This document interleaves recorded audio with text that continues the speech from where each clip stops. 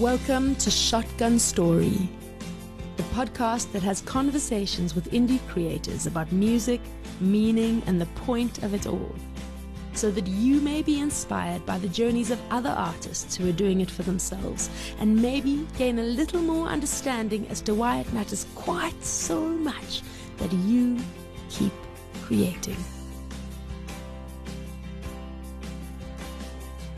I had heard of the legend that is Conrad Jamneck a long time before I had the pleasure of meeting him.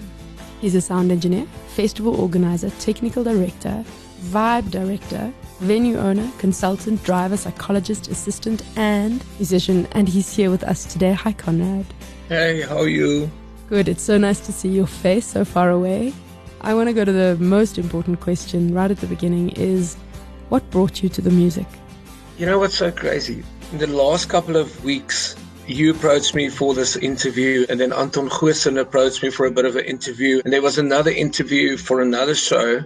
Every time, this question is asked, it is so incredible and amazing for me to immediately go and without a second of doubt or whatever in the answer is my mum and dad, without two ways. My dad was an absolute legend in South Africa, comedian, and my mother an agent for South African artists, Afrikaans artists from the early 80s till probably about 6-7 years ago. So my dad he was a musician and, like I said, comedian, storyteller.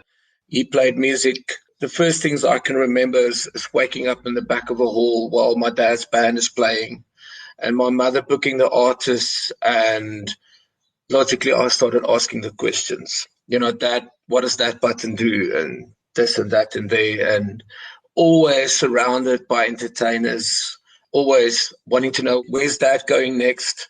On tour with C.S. Reinecker or doing some, it was so fantastic. He had a real old school dance band. They were called Mustang, and they only played country and, Coffee Black, Cigarette, like a rhinestone cowboy, and all those things. Did all the entertainment, all the different resorts all over South Africa, Badplaas, Loskopdam, Swatini. So as a child, I was so privileged. I was born in Pietersburg and then grew up on a holiday resort called Badplaas, just outside Carolina. Wow. Where my dad was the entertainment manager and my mum booked the bands, plus she was my standard 2 teacher. So my first memories are my dad playing guitar with Gene Rockwell, Francois Hayes, Annie van Rooyen, Anton Goosen, Sonja Harold, all those artists. So basically, that was it. What else could I possibly ended up doing but being in the music industry after such incredible luck to be brought up in a house full of music, entertainment, shows, organizing, and so that's why I am Conrad Jamneck today, without a doubt. There comes a time where you just know. Yeah. And I just knew. So I was that guy at school that knew where to switch on the lights in the main hall, or knew what to do when the speakers don't work in the morning where they're doing all the good morning speeches, and took the speakers to the big athletic meetings. And my rugby team, I took speakers to the rugby games, and my whole team had to do a dance, and we all dressed up and all that kind of stuff. And then eventually I got into trouble because everybody came to our game and not the main game. And I went, wait a minute, I can do this for always, People must come to my event.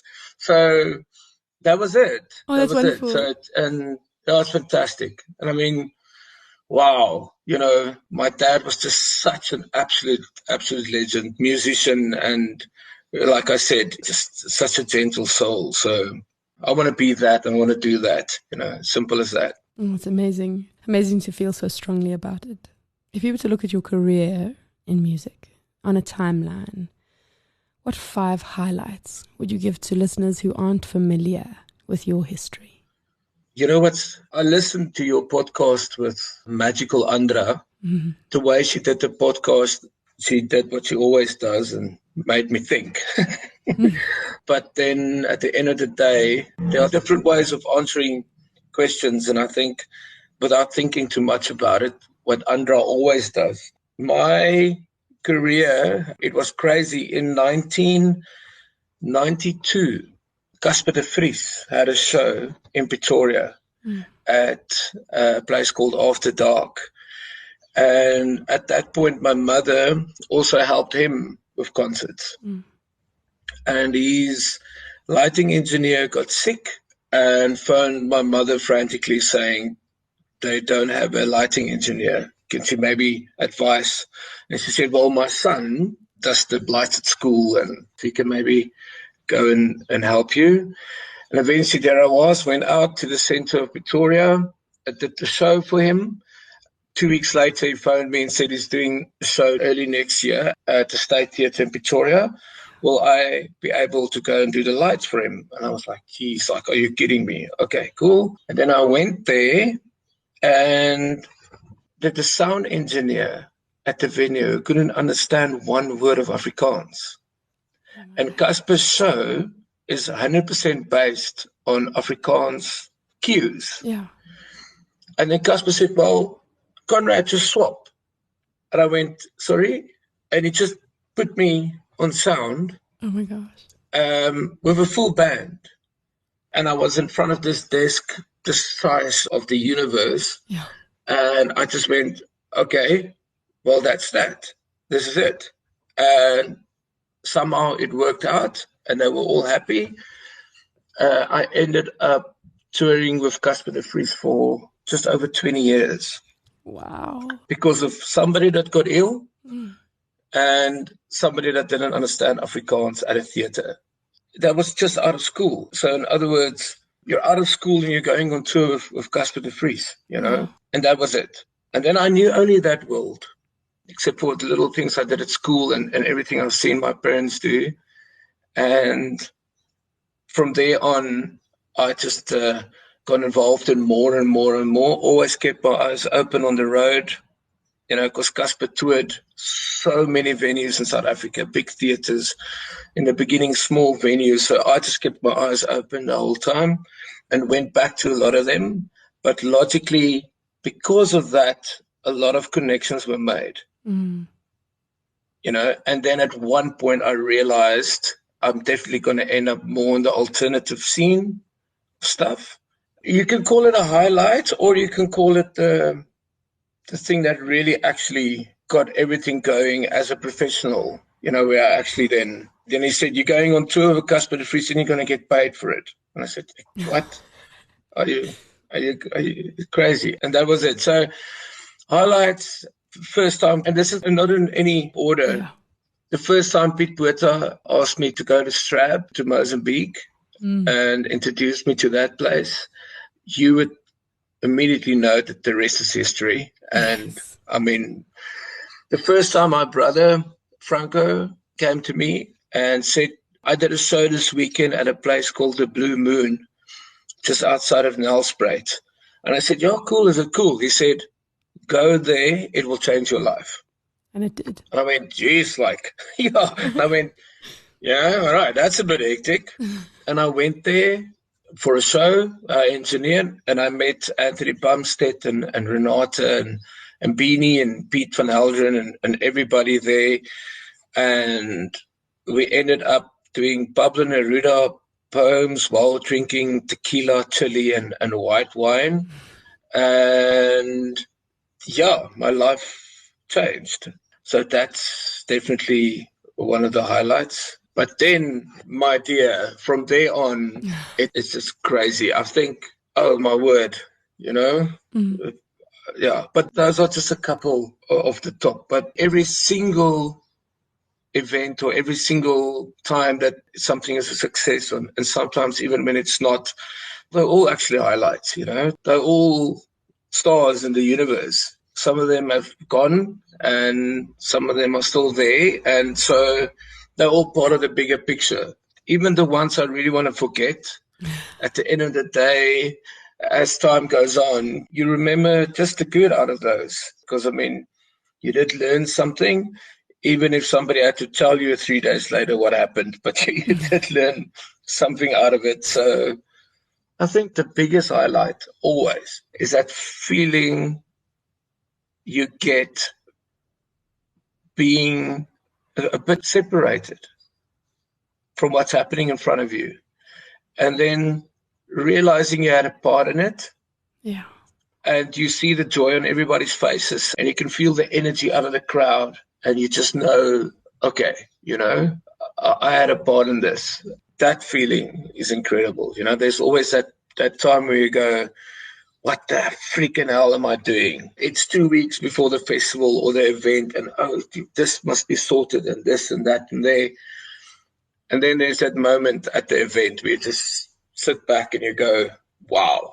Yeah. And sometimes I even forget to do sound. That's the absolute best. I'll be sitting at the desk and I go, oh my goodness, wow. And I go, oh shit, I should probably, whatever. So, yeah, I think that answers your question. It sure does. I mean, you have pretty much done sound for everybody.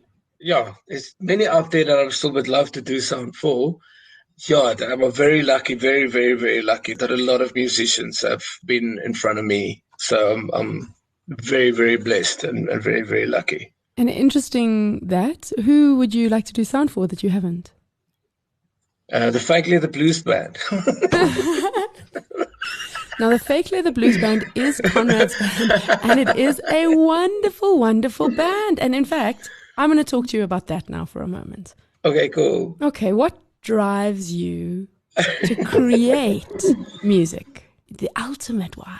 Just to go back to that, this also happened for me as a joke, because logically it would be impossible for me to do sound for the Fake Leather Blues Band. That just came up as a joke, although I've done sound for the Fake Leather Blues Band quite a few times. When there's nobody else budget on tour, you've got to make a plan yourself.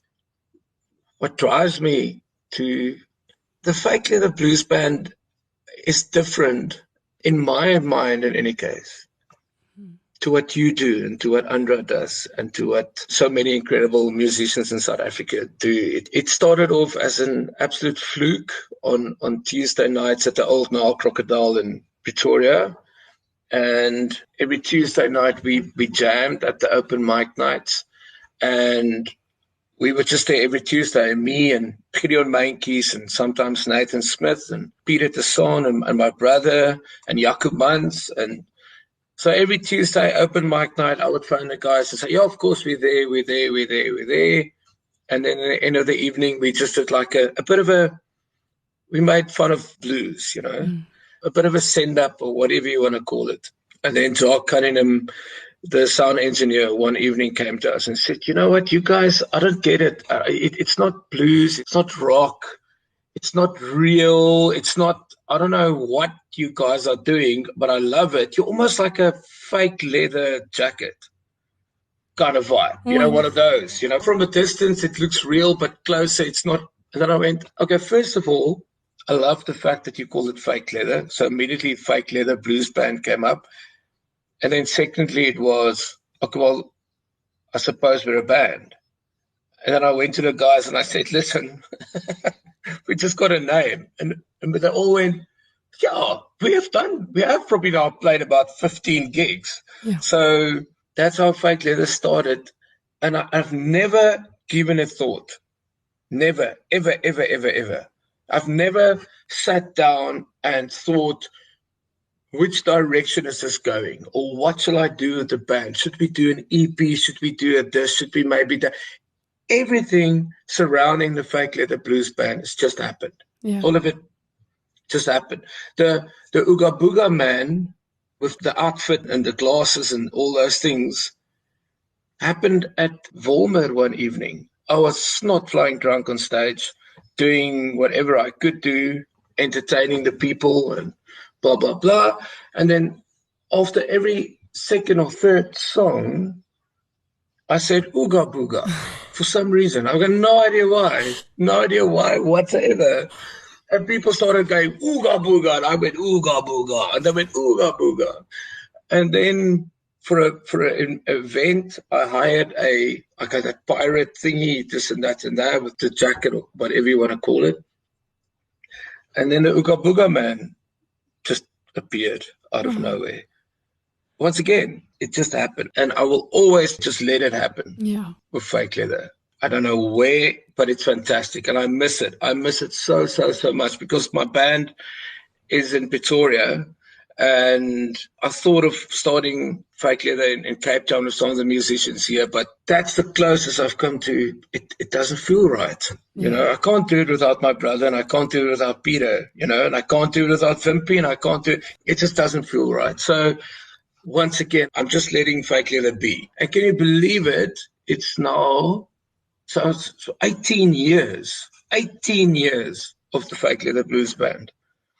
I mean, that's crazy. And I mean, is it still a jam band, or do you actually sit down and write the songs? A lot of it is still jam, but we do actually sit down and there's always a structure. I get an idea, a verse or a riff, and then I get together with my brother and we have a bit of a chat, and then we go to rehearsal, and then the basic structure gets created, and then we work on the tightness of it and all that kind of stuff to make it really as tight as possible. And then from there on, what happens in the show happens in the show. You know, then we always allow for that. But in the beginning, it was very much jam with a bit of a structure. And over the years, it became quite a bit of a proper structure with whatever happens always there. You know, that what's next? I don't know, but let's try this. And there we go, you know, and it's fantastic. So now you're not afraid of jamming. Obviously, like you are relaxed to step into that environment and just give it your all. What advice do you have for people who are, like me, a little bit afraid to jam? Okay, just remember, I don't play guitar well enough or piano well enough or anything like that well enough to walk onto a stage in that kind of way and physically jam an instrument with somebody. I can go up and do a verse of an old folk blues song or a this or that very quickly, on and off. But then again, I can't really do it, but the Ooga Booga man, if he's cool and keen with it, he'll do it. Yeah. It takes a shitload for me to walk on stage as Conrad, because I totally, completely believe that I can't really sing, understand? So I totally, completely believe, I know I can't. But the Ooga Booga man, he gets away with it because he gets into your head, and then he messes around a bit, then he sort of like, he puts you in a different mindset to think that there's actually singing involved, but there's not really. It's all up to the Ooga Booga man, actually. Yeah. You know, on stage every now and then with a jam, after a couple of drinks, sure, that maybe happened. But to be very, very, very honest with you, sober and just being Conrad Jamneck somewhere, I can't handle it. Karen Zoid once called me onto stage at the Steak and Ale while I was doing a sound. And she said, Conrad, come sing a blues song with us. I'm like, everything inside me died. I could literally feel every single part of me. And I said, no, I'm cool. Unfortunately, I've got to do sound. And then worst nightmare. She didn't stop. She didn't stop and insisted. It's a full house, packed at the Steak and Ale. And 2 minutes went past, 3 minutes went past. Oh no. I'll never, ever, ever, ever, ever forget it. And I walked on the stage and I can't remember what I did or what I said or what I tried to do. I tried to be funny. I don't know what I did. So I was like, that was absolutely horrifying. She said she loved it and the people, but I've never, well, not never, but I've never so badly just wanted to disappear. I promise you, it nearly killed me. I think, now again, you see what you guys did. I listened to Andra's, and Andra gave so many incredible answers. Damn it, that freaking woman. And she said, she's got no advice because, she doesn't know the person. She doesn't know the this, the that, and the there, and what. And then I went, see, that's the way she would think about it. But then I thought, okay, cool. I would say, be honest with yourself. And Andra's in my head the whole time now. I could just see her looking at me with those freaking eyes. Be confident and go walk on there and do your thing and be assertive, know what you're doing. But, but if it feels right and you can do it, and go on there, jam, and less is more, man. Rather go on there, do something quickly, be present, do the whatever, jam a bit. But then the second you feel it's too much, it's too much. Yeah. I would say the second you feel, what am I doing here? Then leave. Yeah. I would say that. But I mean, if you're an incredible guitarist and you can play any song and any key, then rip it up until somebody chases you off. Yeah. If you're in Volmer in Pretoria North, it will probably only be 2 or 3 songs, then you'll be kicked off in any case. Know your place, That's wonderful. I think that's a wonderful answer. Yeah, I think so. Yeah, I think so. Yeah. I mean, don't overdo it. Don't overstay your welcome. A good jam is fantastic. Like most things, a jam that just sort of like, that goes on infinitely. Yeah. Yeah. I think so, yeah. So now I'm so glad that you listened to Andrew's episode. It really made me happy that you had, because I know that you and her have worked together a lot, and you have a deep respect for her, which is wonderful. She's one of my heroes. But let's move on to some music industry challenges. What do you see? And let's not even talk about 2020 yet, but what do you see as some of the challenges that musicians today are facing? In some ways, something that I've seen over my career, which I'm sometimes a bit, actually quite sad about, and there's no other way in saying it, but the more special, I got to say this very carefully, but you will understand if somebody out there, if you don't understand or that this comes across wrong, yeah, I'm so sorry. Anyway, the thing is, the more special you are and in what you do in a certain niche genre in South Africa, the more difficult it becomes, I feel. If we're talking to make a career out of it and to make money to support your family and pay your rent and all those kind of stuff, to be an incredibly unique artist with a very unique sound and a special stage presence and something super unique, that's difficult. But that makes sense. That's kind of like logically, it will be difficult. In a different country, maybe, or, you need a very small percentage of people to follow you and you can make a living out of it. But in South Africa, I suppose actually all around the world, I mean, let's be honest, yeah. So I think that's a challenge in the sense that you're going to ask yourself that question at one point. And maybe I'm playing or writing the wrong music. Yeah. Because I don't get 200 people at my concerts.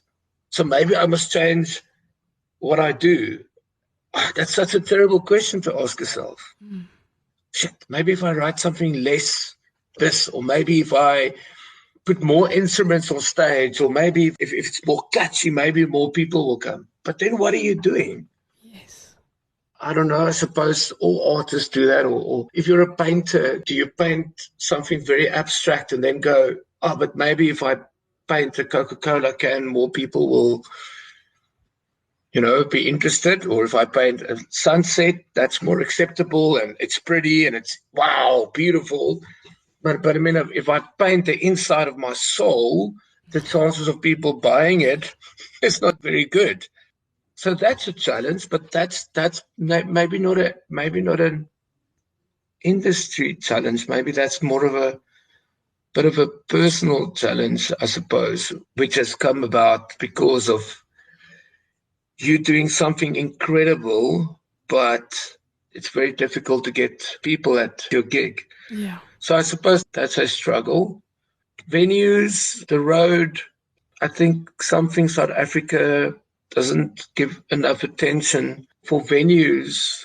And this is such a difficult thing because it's so difficult to say. So easy on paper, but to create a real circuit again, a proper circuit. So everybody must communicate. Venues must communicate among each other. Yeah. Let's rotate certain acts, certain times of the year. We've got two big names coming. You do them the first part of the year, I'll do them the second part of the year. Let's not all squeeze all of them in, as much as we can over 2 weekends. Yeah. But that's so difficult, because people go on tour when suddenly there's money or suddenly something happens and then they go and then you squeeze in as much as you can. Yeah. But we all know that's not the best thing, because so maybe I'm working on trying to figure out a way how to get the circuit going. I want to get a couple of other venues together and have a chat and see what we can do and see what the reaction is if I bring that up.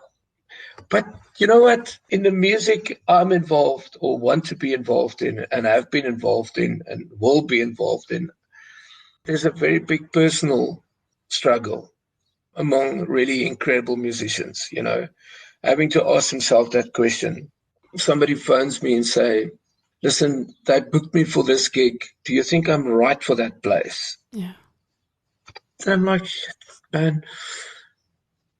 Conrad, do you really think I should play that place?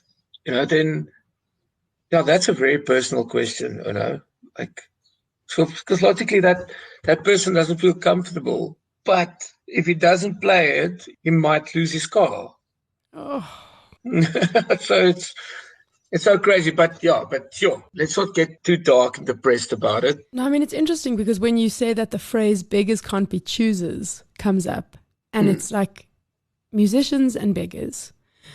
Like, that's how this whole year has made it feel.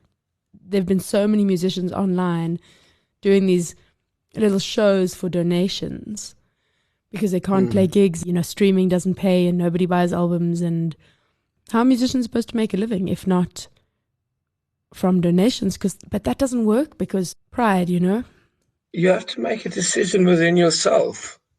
Pride, sure, I get that. But man's got to eat, and it's so difficult. But I mean, it comes down to do what you feel is right. And if it doesn't feel right and you can find another way to make an income or whatever, cool. I'm all about this thing these days in my head, that approach the thing that comes up, deal with it the way you feel at that moment, As an overthinker, I've been saying don't overthink it so much this year, but just believe in what you do. And if you find a way and it's a streaming or a donations thingy or a this and a that and a there, and don't swallow your pride. That's not what it's about.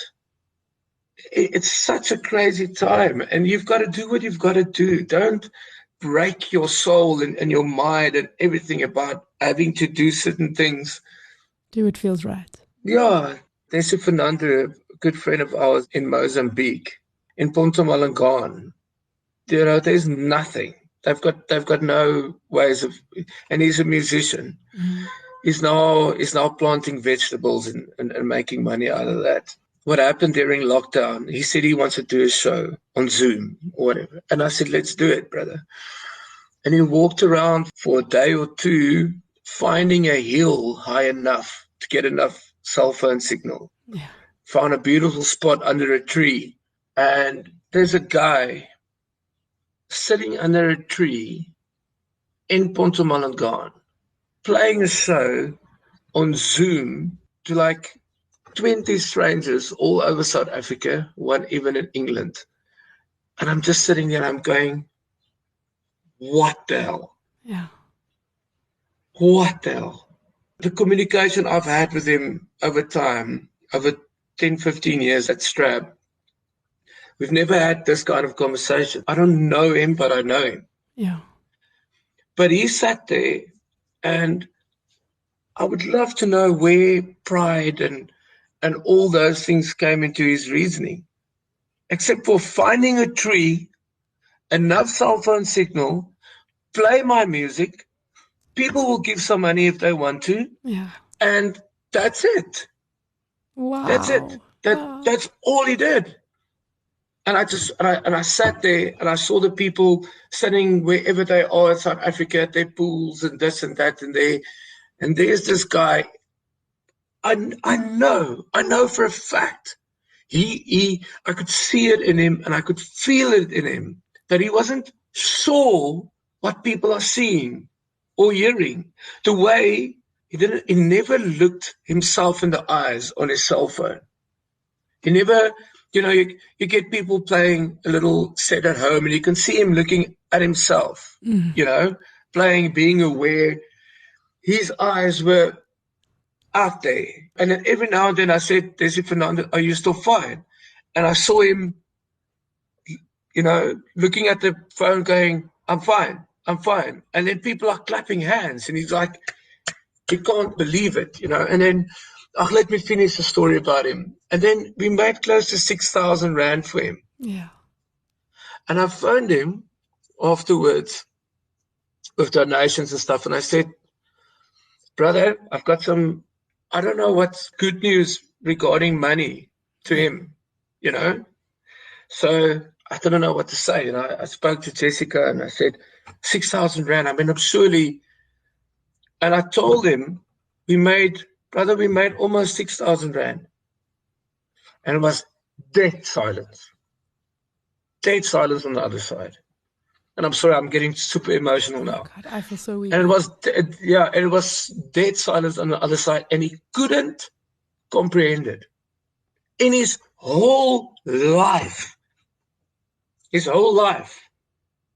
up to the age of whatever he is now, that amount of money for him, after playing for 45 minutes under a tree on the sand with a little acoustic guitar and an old Nokia phone, the amount of gratitude and the amount of disbelief from him was just such an absolute eye-opener. Wow. The thing is that he took what he's got. It's his music and an old guitar. And he took what he's got and he used it.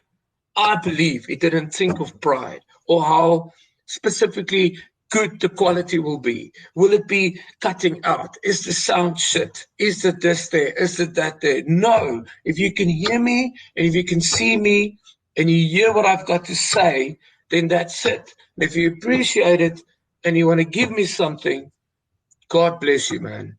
That's it. And that was it. It ended, and I tried 15 times to tell him how to finish, and eventually he just sat there under the tree in front of his phone, and I went on Zoom and I just switched him off. I don't know how long he still sat there, not being sure if he's still being watched or not. And I thought of this guy in Mozambique under a tree. Such an incredible story. Wow. And I promise you, he's definitely been working with that 6,000 Rand better than I've ever worked for 6,000 Rand ever in my life. So I think I told the story in this way to maybe answer your question about the industry and in these times regarding making money and all those kind of stuff. I think it was self-explanatory. That's it, man. You have that, That is a proper perspective check. Thank you. Sure. Pleasure. After the year that we've had, what do you predict for the future of live music? Tiny green aliens are still going to, out of nowhere, appear at the bottom of your coffee cup in the morning. And they're just going to stare at you and they're going to read you strange poetry. And then grass are going to slowly but surely turn jelly everywhere around the world. And pigs are going to start walking on their back legs. Every painting in your house is going to come alive every morning, 3:00. That's what I predict. And that's pretty much what we can say about live music. I agree. Who knows where it's going?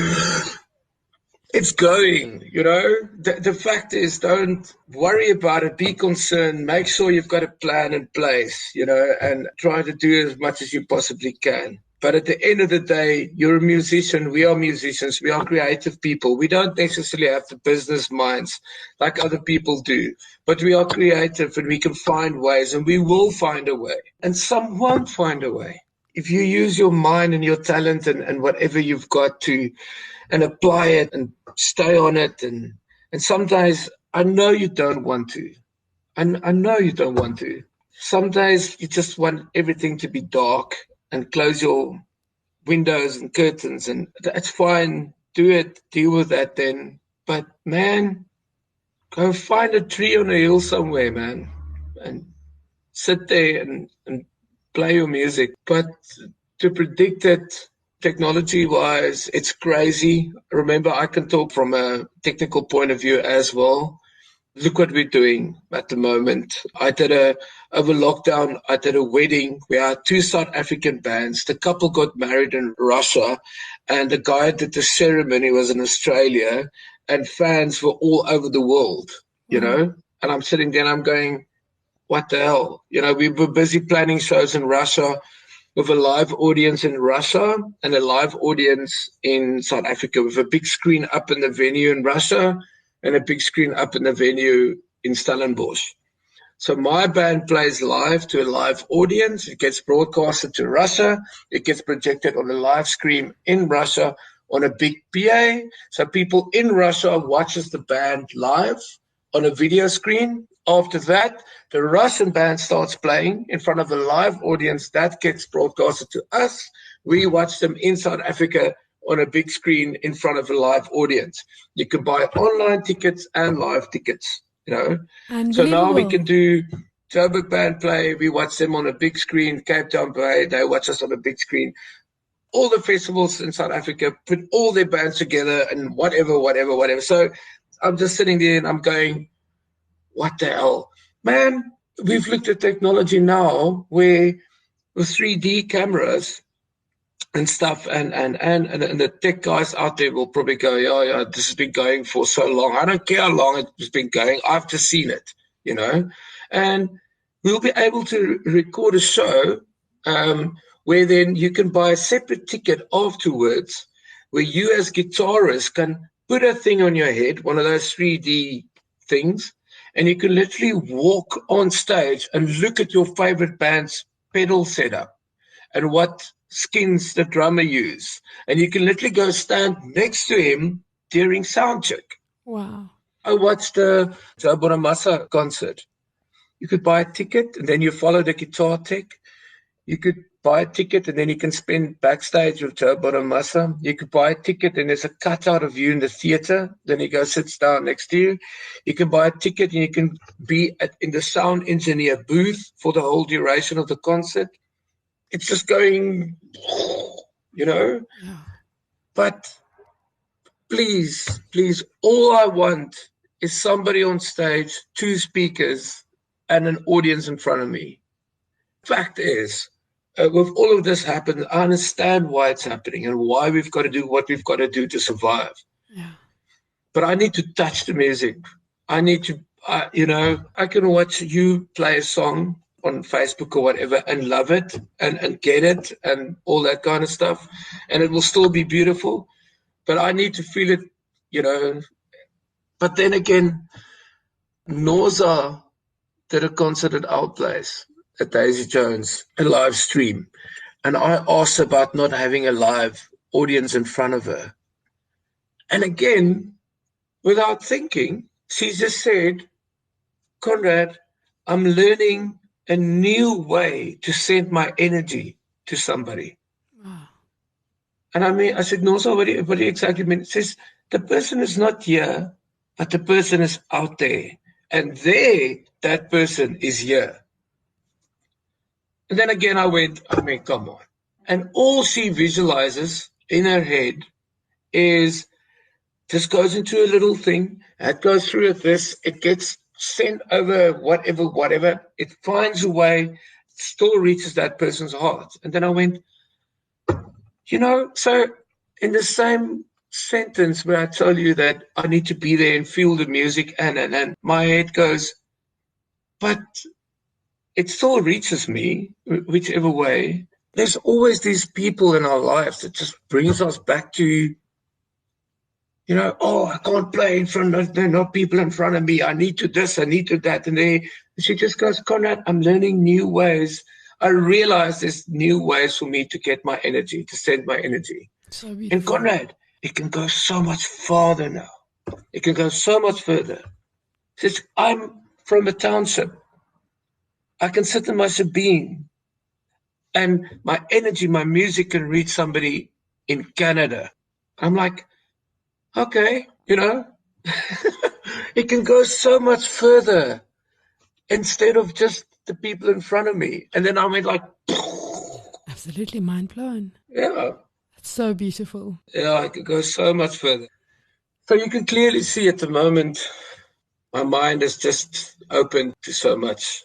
And every time something happens that makes me or us in the industry go, no, but yeah, but no, but yeah, but somebody comes around or something comes around that just makes you go, man, damn it. Yeah. Crazy. So crazy. But crazy, no two ways about it. We can be as deep or whatever you want to call it. It's been crazy. But you are still making things happen, and that's so exciting. And I'm so excited about what you said about maybe developing that circuit, because I agree with you. I think that would be wonderful. Quick couple of things as we head to the end. I've never asked you how long am I supposed, because I can go on and on and on. Just so, there's something in the tone of your voice that just makes me want to talk to you forever. And when I listen to the Under podcast, it's you are so freaking good at this. I promise you. I'm driving in my car on my way to Pretoria from Nelspruit, and it's raining. And whoever does the editing and all that kind of stuff, the rhythm of the podcast is so incredible. Man, I promise you, I loved it so much. It was therapeutic. It was interesting. It was heartwarming. It was funny. This to me is like doing sound for a 150-piece Philharmonic orchestra. This morning I'm waiting, and then suddenly that message from you came through that said, all good for 10 o'clock. And I'm like, oh, it's happening. So, damn it. Yeah, I just have to tell you this. It's really so fantastic, man. That fills me with joy. Yeah, so perfect. Wow. Well, I'm so glad that we got to speak to you, because you are, I think, one of the most important people in this industry and on our scene. And I think for anybody who's listening, who is either up and coming or who's been doing this for a while, needs to know your name and how to get hold of you, which I'm going to ask you just now. But I have one thing I want to find out first. Is there a song that you wish you had written? If I could have written a song I wish I wrote, wow. The most Nina Simone songs. Most Tim Morrison songs. Maybe I'll ask you, is it the right lingo to say you're a fan of a classical composer? A fan. It just feels so weird to say, I'm a fan of Paganini.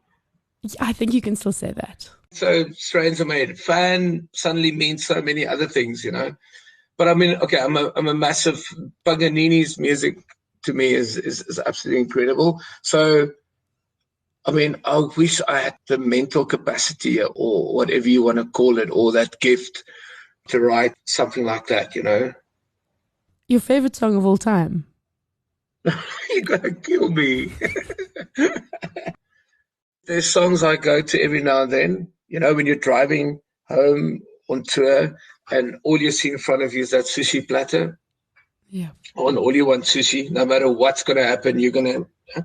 So there's songs I go to. There are certain songs that I have to listen to. And some of them are insanely corny. One of them are Tears of a Dragon by Bruce Dickinson. Yes. I have to hear that song at least once every whatever.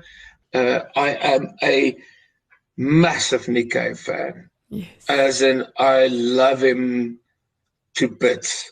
Do you read his red letter files? Yes, of course I do. Have you ever been on YouTube on Bad Seeds TV? No.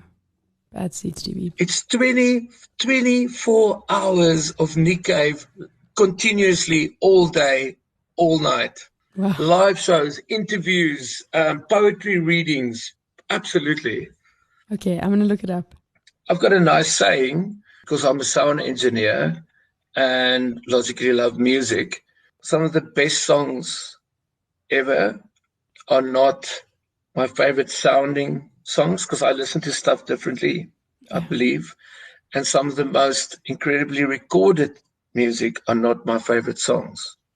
So I can listen to something purely because of what it sounds like, but I don't connect with the song.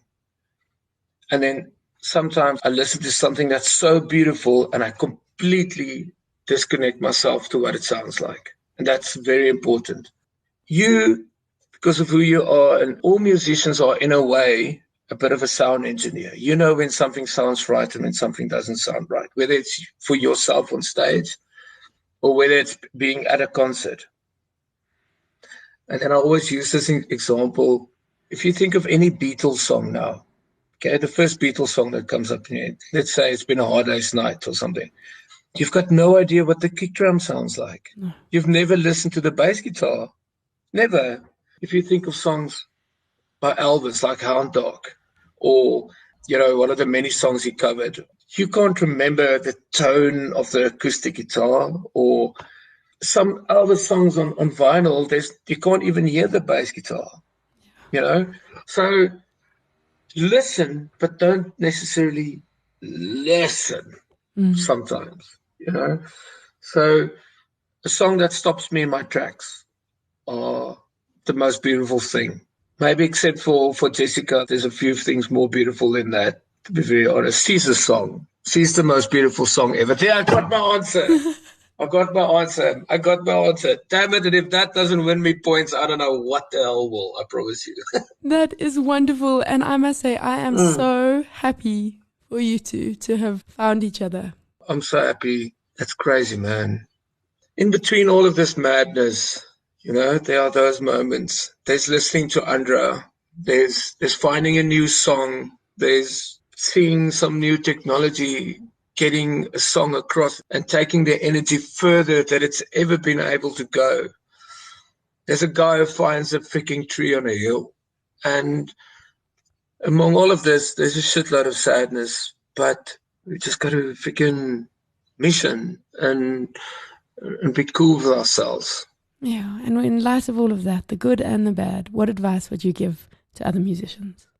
Once again, Andra cursed me for my listening to her freaking podcast. And, Andra, ek weet jy luister, ek hoop jy luister hierdie ding. Jy het my hele freaking brein uitgefreak. Jy mood child. But, okay, there's the deeper sense of giving advice and all that kind of stuff. But I can actually give advice in the sense that get your stuff together. If you want to be a professional musician, get your EPK sorted, get your website sorted, get your music in order, make it easy for people to access your stuff. Be clever. Check your grammar when you write an email. Make sure you answer your phone, reply on your emails. Be calm, be kind, be gentle. Know what you want, but feel the energy first before you lash out onto something or on somebody or something regarding a this or a that or a venue or whatever the situation is. Be calm, but get your shit together. Be ready to present what you've got as good as you possibly can at any time. Be free in your head. Be crazy. Be all of that. And sure enough, if you believe in what you have will find somebody somehow, somewhere, and if something happens to it, it will be great and fine.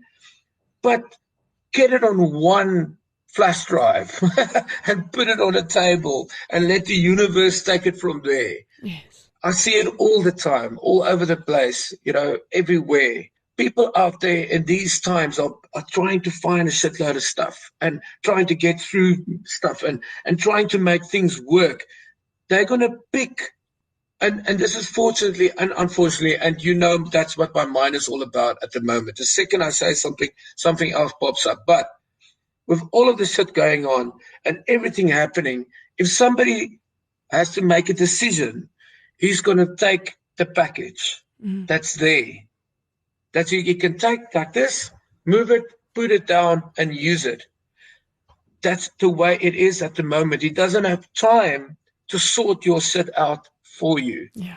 And that's it. And I don't know if it sounds harsh or whatever, but wherever you are, turn around, put all those papers together, get your bio together, write a couple of this, make it presentable, put it on one flash drive, and this is what I can do. This is what I am. Here I am. That's it. If I hear what's happening and see the way venues are booking artists and all that kind, eventually there's somebody that sits there that's going to make a decision, on who they're going to book. And if you're incredible and I'm not going to repeat myself now, but if it's in a file and they can take that and they can use it and they see what they've got, the chances are so much better that they're going to pick you. That is tremendously, incredibly good advice.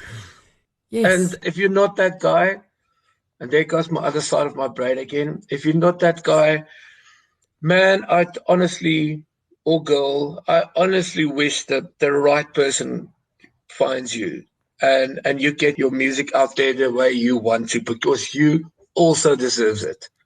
And that's it. Oh, wonderful. And if anybody wants to get in touch with you, learn more about what you're doing, how can they? Social media links. My Instagram profile might confuse you or intrigue you or make you run and hide or make you love me forever. I don't know. Strab Conrad on Instagram, and then on Facebook, Conrad Jamneck. Wonderful. Thank you. You can post my email address somewhere if you want to. I don't know how it works, but yeah, I'm out there. Amazing. Thank you. Thank you so much for spending the morning with me. Thank you. No, it was fantastic. Yeah, I really loved it. Hopefully I didn't speak too much. I'll hear Jessica's lying in the room. She'll tell me now if I spoke too much or not. But I can't help it with you. I just can't help it. But then she's going to say, you speak too much to everybody. But it's just, I could speak to you for hours. It's just so fantastic. Well, it was so exciting for me to hear all those stories, because most of your stories were unfamiliar to me. And that's super exciting. There are so many more. So many more.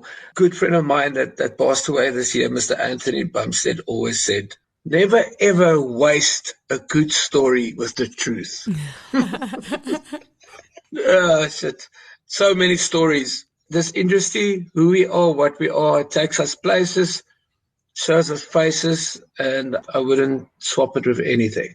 That's the best. Thank you for everything you do for it. It's a big pleasure. Big pleasure. Yeah, look after yourself. And Jess. I've got more than enough reason to look after myself better than ever. Absolutely. So I'm super all about that. If you are an indie artist whose passion for what you do can inspire or fuel others, get in touch. I'd love to chat. You can find me on Instagram at ShotgunTory. You've been listening to another production from Solid Gold Podcasts.